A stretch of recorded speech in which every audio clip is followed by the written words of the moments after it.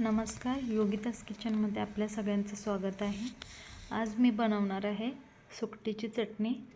तुम्ही पण नक्की ट्राय करा। कोकम वगैरे नाही आहे माझ्याकडे अवेलेबल, पण मी थोडा टोमॅटोचा जास्त वापर करून मस्त चमचमीत सुकटीची चटणी करणार आहे। इथे मी 4-5 भाकरी करून घेते तव्यामध्ये आणि त्याच तव्यावरती सुकटीची चटणी करायची आपल्याला।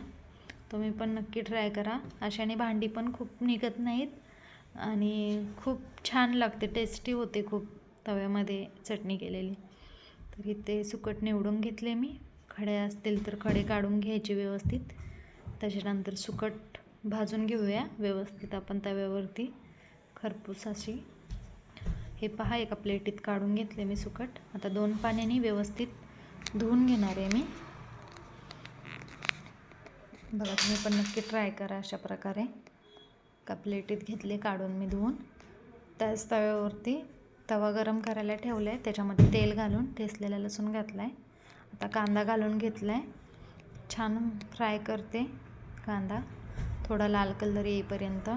तसंच टोमॅटो घालून परत मिक्स करून टोमॅटो थोडे नरम झाले की सगळे मसाले घालून घेतलेत। तुम्हाला जे आवडतात ते तुम्ही घालू शकतात मसाले आणि छान फ्राय करून घेतले। बघा, इथे मी कांदा लसूण मसाल्याचा यूज केला आहे। तुम्हाला मिरची घालायची असेल तरी काय हरकत नाही।